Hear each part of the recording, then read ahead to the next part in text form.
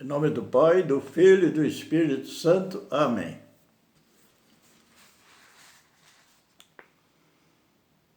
Meus irmãos e irmãs, vamos meditar um pouco sobre a idolatria, o perigo da idolatria.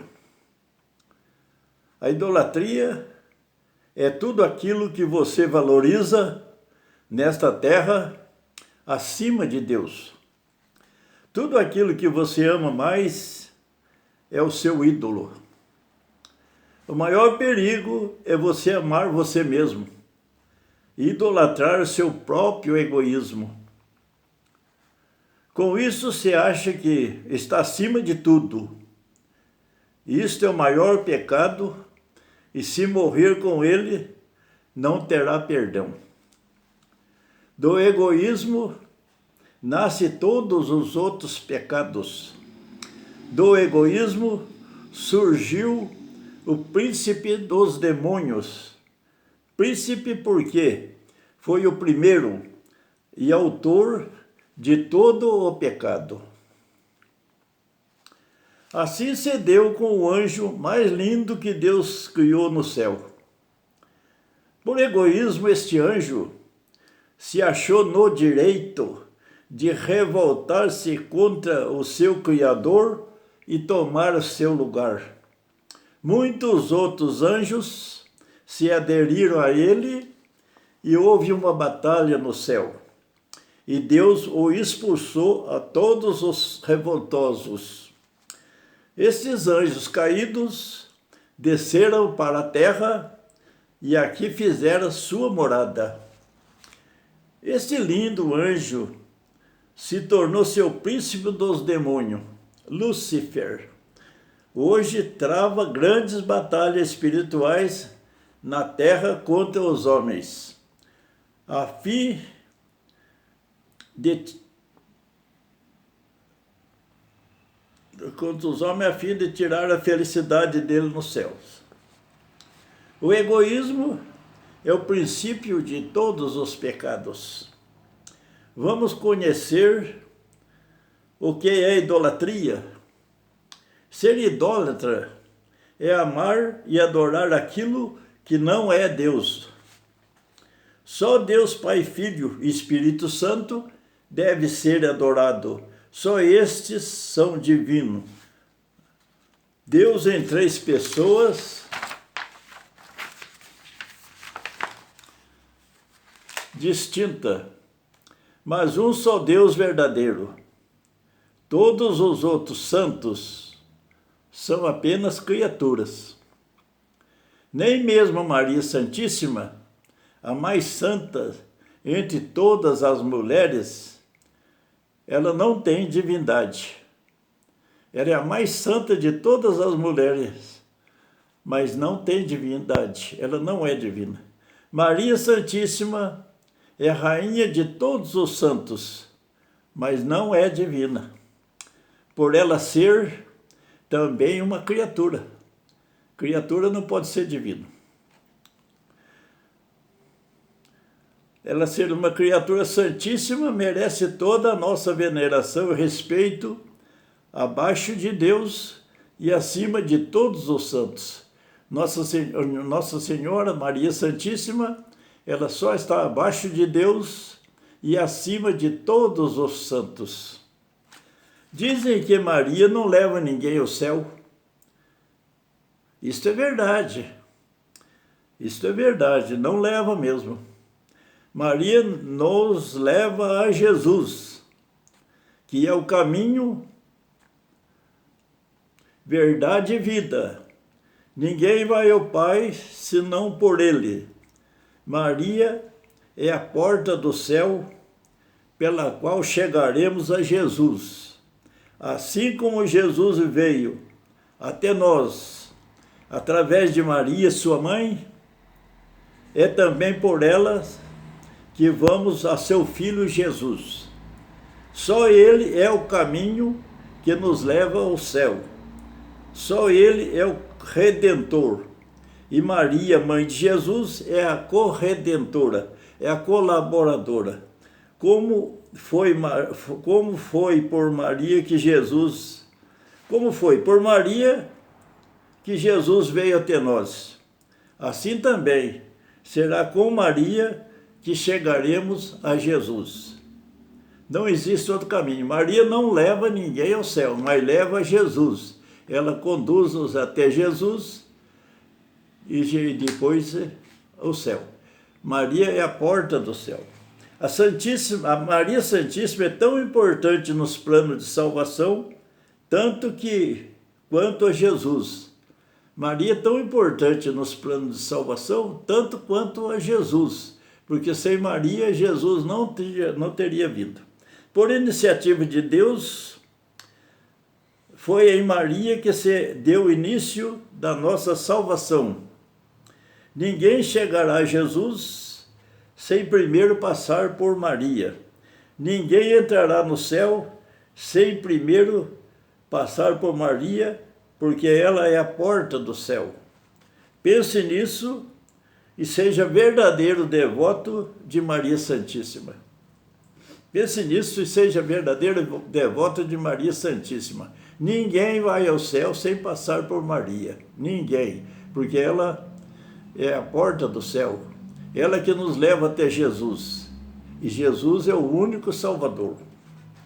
Todas as graças ou milagres que alcançamos por intercessão a Maria e aos santos, vem de Deus, porque nenhum santo faz milagre por eles mesmos.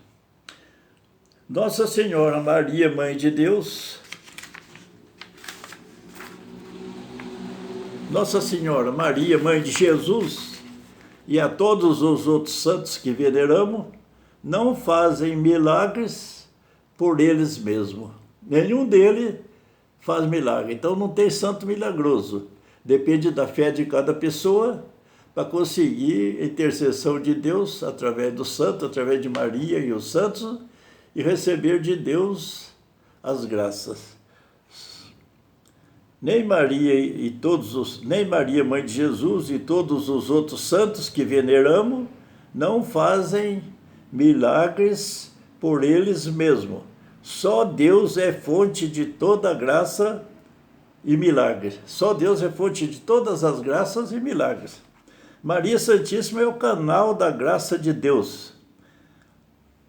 Isto porque ela foi a escolhida por Deus para ser a mãe do seu Filho Jesus Cristo, Salvador e Redentor de toda a humanidade. Maria foi escolhida por Deus para ser a mãe do Salvador. Então ela é tão importante quanto a Jesus. Sem Maria, Jesus não teria vindo a este mundo. Corpo de homem e natureza também de Deus. Homem e Deus. Maria gerou e formou no seu ventre o corpo humano de Jesus, o Filho do Altíssimo. Maria gerou e formou no seu ventre o corpo humano de Jesus, o Filho do Altíssimo. Por isso Jesus é Deus e homem. Jesus é Deus e homem, homem e Deus. Natureza divina e natureza humana, porque ele é o Verbo, Filho de Deus. Por obra do Espírito Santo, se encarnou no seio de Maria e nasceu o menino Jesus. Natureza divina e natureza humana. Negar isto é pregar heresia. Quem nega isto, prega uma heresia. Vamos falar um pouco sobre idolatria. O ser humano tem uma tendência muito forte de adorar coisas no lugar de Deus. Isso é coisa do ser humano. Uma tendência muito forte de amar e adorar as coisas mais do que Deus, no lugar de Deus. Verifique qual será o seu ídolo. Todos nós temos ídolos. Um é o jogador de futebol, outro é outra coisa. Verifique qual será o seu ídolo. Será que o seu ídolo é o seu egoísmo? Será que o seu egoísmo será o seu Deus? Você gosta mais de você do que de todos os outros? Então, o egoísmo, muitas vezes, o ser humano se acha melhor que Deus. O egoísmo faz achar que é um ser humano perfeito, melhor do que os outros. O dinheiro também é um grande ídolo, que domina até as igrejas. E também para muita gente, o seu Deus é o dinheiro. Até as igrejas vivem emaranhadas em dinheiros. Hoje, todas as igrejas, inclusive a Igreja Católica, da qual eu pertenço, é sempre à base do dinheiro. Hoje a instituição católica, a Igreja Católica hoje é uma das instituições mais ricas do mundo. E sem falar dos evangélicos, que tudo é movido por causa de Deus. Então, lá também, Deus, o dinheiro é um Deus, é um ídolo. Vamos falar um pouco.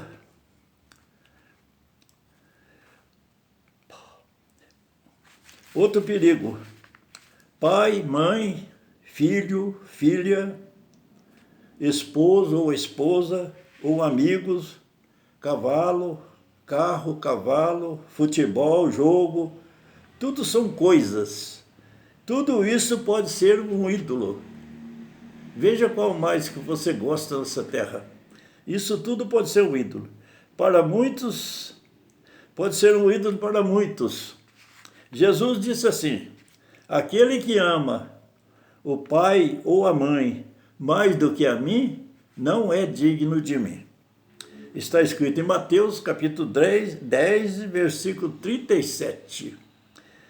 Aquele que ama o pai ou a mãe ou outra coisa mais do que a mim, não é digno de mim. Mateus, capítulo 10, versículo 37. Dizem que adorar imagem é idolatria. Dizem que adorar imagem é idolatria. Verdade. É verdade. Deus proibiu severamente Moisés de fazer imagem para adorá-lo, como se fosse Deus. Deus proibiu Moisés de fazer imagem para adorá-lo como Deus. Os israelitas, povo de Deus, que estava acampado no deserto, cometeram este pecado na ausência de Moisés. Instigaram Arão, irmão de Moisés, a fazer um bezerro de ouro para adorar como se esse ídolo fosse esse ídolo que tivesse tirado do Egito. Então, na ausência de Moisés, os israelitas instigaram Arão, que era irmão de Moisés, a fazer um bezerro de ouro para eles adorarem e dizer que este foi o que tirou nós do Egito. Deus ameaçou destruir o seu povo no deserto por causa desse pecado. Por causa desse pecado, até que Moisés suplicou a Deus a favor desse povo, e Deus desistiu do seu castigo.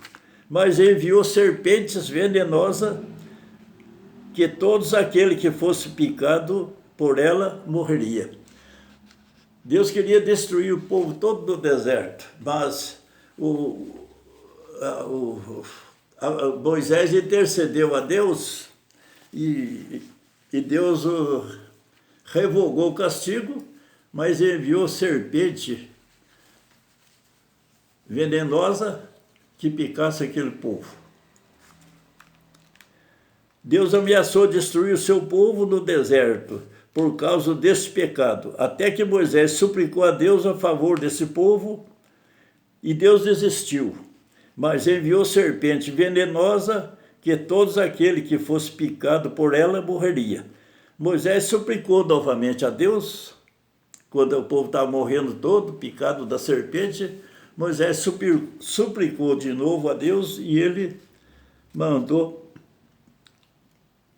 E o mesmo Deus que proibiu fazer imagem para adorar como Deus, logo depois manda Moisés fazer uma imagem de serpente e colocá-lo a uma estaca. E todos que sentissem ferido por serpente, olhasse para aquela serpente, a imagem da serpente de bronze, ficaria curado. Isso foi Deus que mandou. O mesmo Deus que proibiu fazer imagem para adorá-lo como Deus, ele permitiu e mandou Moisés fazer uma imagem de serpente e colocar em uma estaca, e toda aquela pessoa que tivesse sido ferido pelas cobras, olhasse para a serpente de bronze, que ele seria curado, ficava livre da morte. Então a imagem da serpente é um sinal. Não é proibido fazer imagem para que seja um sinal de veneração, não de adoração. Isso fica bem claro.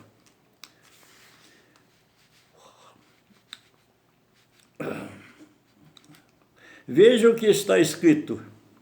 Deus responde aos rogos de Moisés com a seguinte recomendação: faze uma imagem de serpente de bronze e coloca como sinal sobre uma haste. Aquele que for mordido e olhar para ela, viverá. Então Deus mandou Moisés. Veja o que está escrito. Deus respondeu aos rogos de Moisés com a seguinte recomendação: faze uma serpente de bronze, coloca em uma estaca, e todo aquele que for mordido por olhar para ela, viverá. Está escrito no livro de Números, Número 21, capítulo 21, versículo de 4 a 9. Esta serpente em uma estaca é o sinal do Cristo crucificado. Muitos anos depois, João escreveu no seu evangelho sobre a serpente o que disse Jesus. Então, muitos anos depois, João escreveu no seu evangelho o que Jesus tinha dito sobre a serpente. Jesus disse assim: é como Moisés no deserto levantou a serpente de bronze numa estaca, também é necessário que o Filho do Homem seja levantado para que todos que neles crerem tenham a vida eterna. O Filho do Homem era ele mesmo. É preciso que eu morra e seja levantado da terra para que seja o sinal. Isso está escrito em João, Evangelho de João, capítulo 3, versículo 14 e 15. Está escrito no Evangelho de João, isso aqui. É preciso que o Filho do Homem seja levantado da terra para que aquele que nele crer for salvo. Isso foi muito depois daquele acontecimento lá do deserto. Outra vez Deus mandou fazer imagem de querubins, imagem de anjos, e colocar na Arca da Aliança.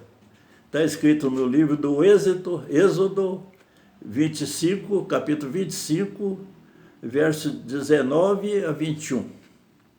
Esse texto encontrado no Antigo Testamento deixa bem claro que Deus só proibiu fazer imagem para adorar como Deus.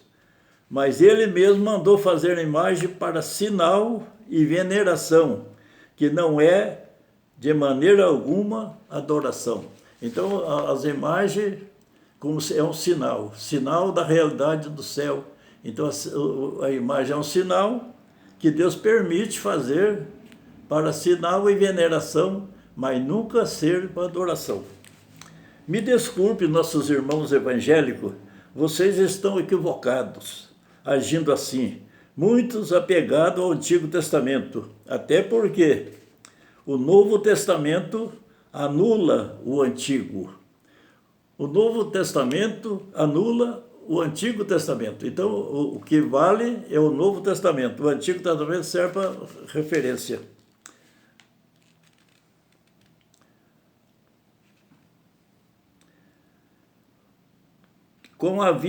Anula o Antigo Testamento com a vinda de Jesus feito homem. Isto é muito importante saber que, com a vinda de Jesus como homem, Deus Pai fez nova e eterna aliança com os homens.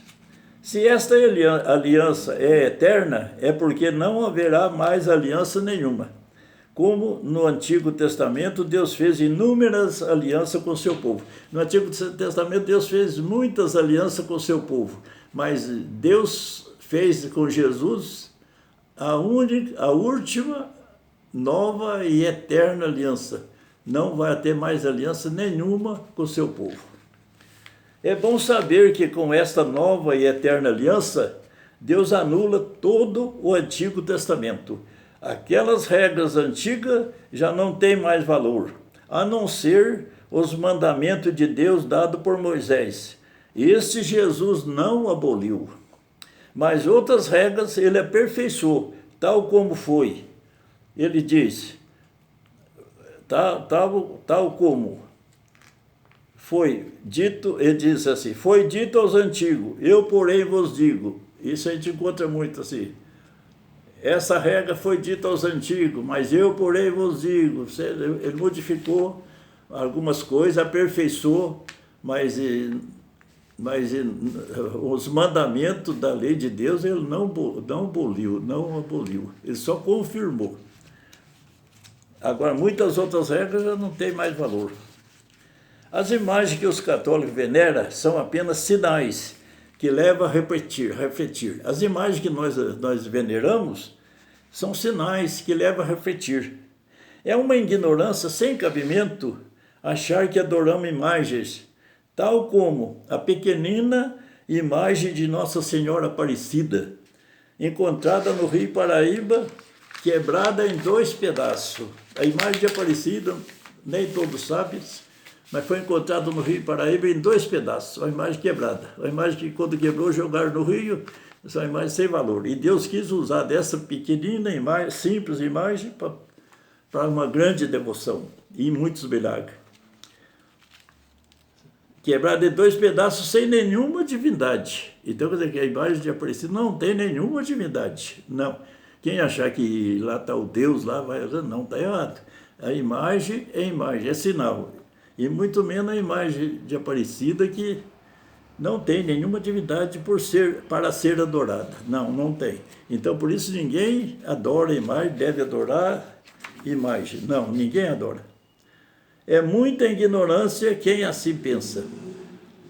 É muita ignorância quem assim pensa que nós adoramos imagem.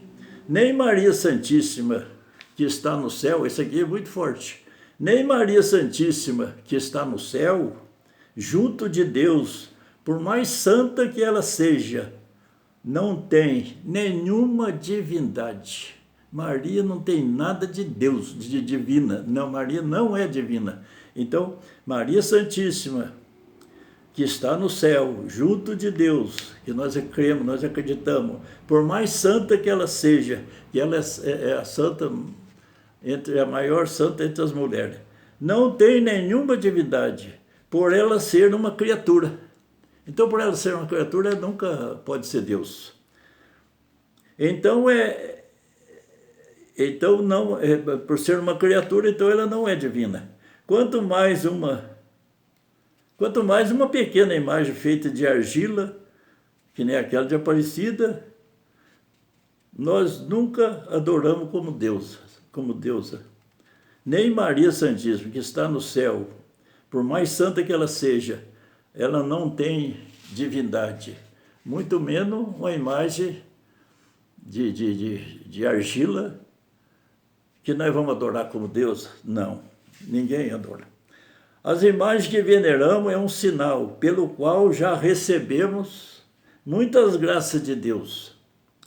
Então, nas imagens veneradas, a gente já recebeu muitas graças de Deus.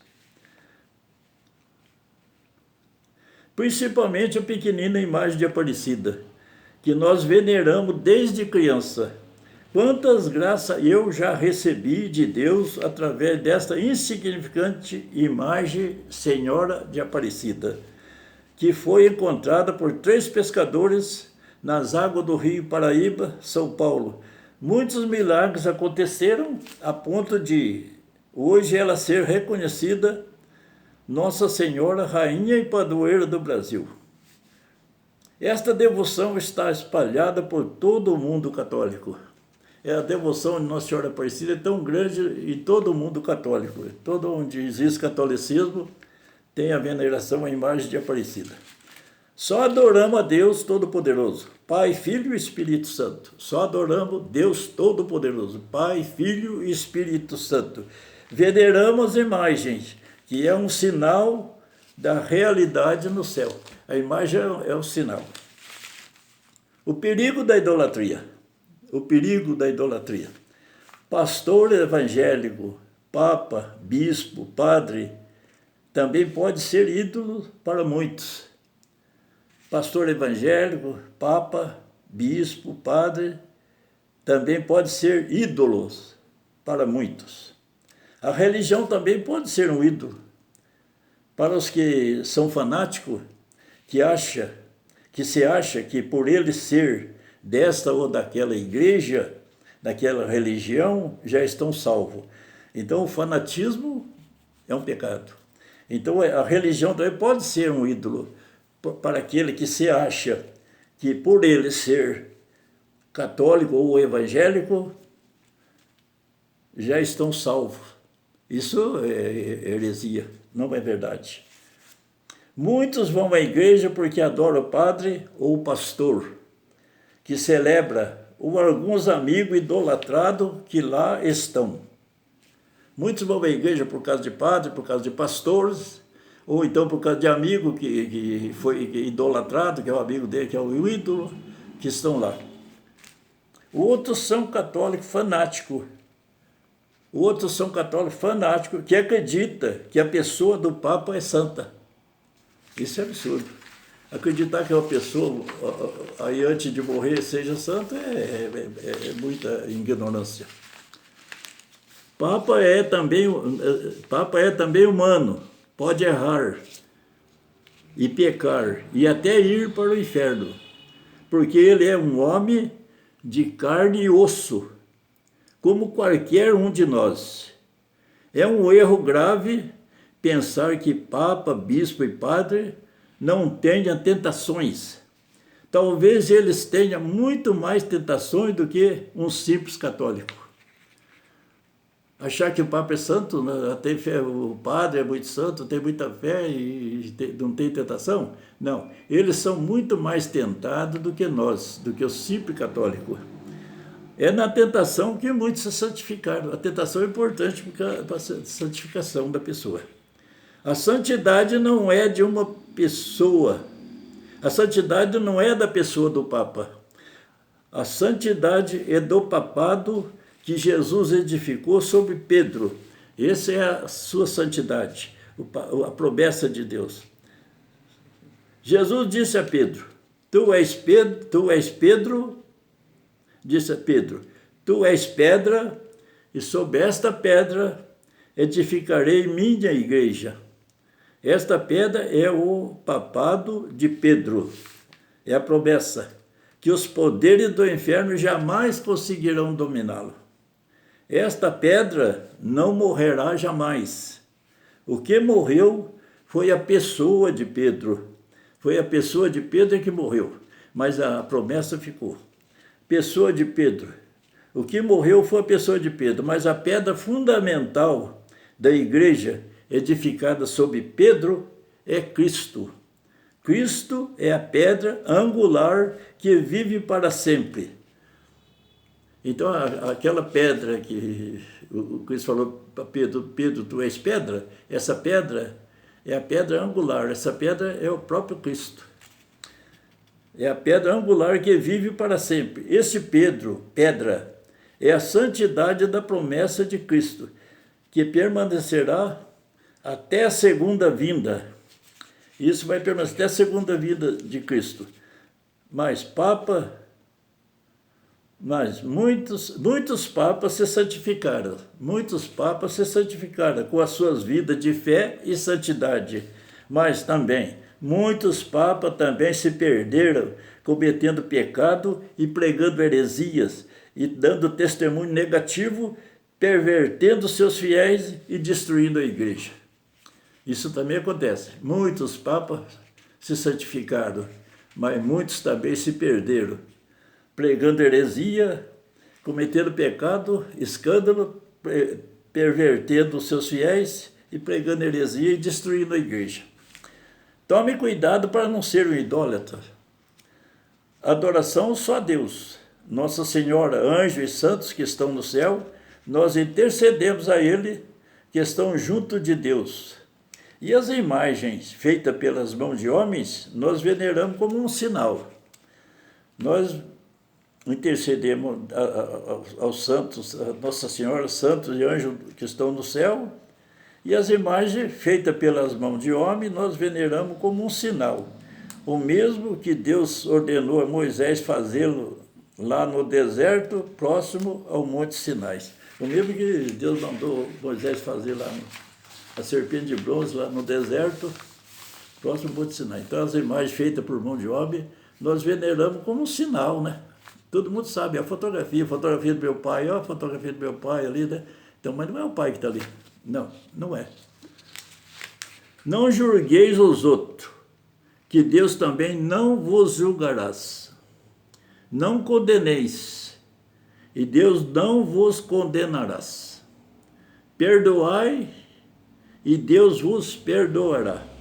Lucas, capítulo 6, versículo 37 e 38. Ame o próximo, ainda que sejam seus inimigos. Não deseje mal a ninguém, porque tudo que desejais ou façais aos outros, é você mesmo que recebe. Ame o próximo, ainda que sejam seus inimigos. Não deseje mal a ninguém, porque tudo que desejais ou façais aos outros, é você mesmo que recebe. Veja lá o que você quer para você. Você quer o mal para você, deseja para o outro. Se você quer o bem para você, deseja o bem para o outro, faça o bem ao outro. Agora, tudo que você faz, tudo que deseja e faz para os outros, é você mesmo que recebe. Eu louvo a Deus porque eu recebo muitas graças, porque tenho uma consciência tranquila que só procurei fazer o bem e ajudar. Né? Agora eu sou feliz da vida. 88 anos, com essa saúde que estou, cabeça boa, escrevo. Só que para mim gravar eu tenho que escrever, porque senão eu esqueço das coisas, não sai certo. Mas estou com 88 anos, com a saúde perfeita, consciência tranquila, porque todo o bem que eu fiz para os outros eu já recebi. Todo o bem que eu fiz para os outros já recebi. E veja lá o que você faz para os outros, que você mesmo vai receber. É você que vai receber. Não pensa que o mal que você deseja para o outro vai cair dele, não, cai para você mesmo. Isso é a palavra de Deus. Está escrito aqui, ó. Não deseje mal a ninguém, porque tudo que deseja ou façais aos outros é você mesmo que recebe. Ore por aquele que o persegue e faça o bem aos que vos odeiam. Está escrito em Mateus capítulo 5, versículo 43 e 44. E também no capítulo 6,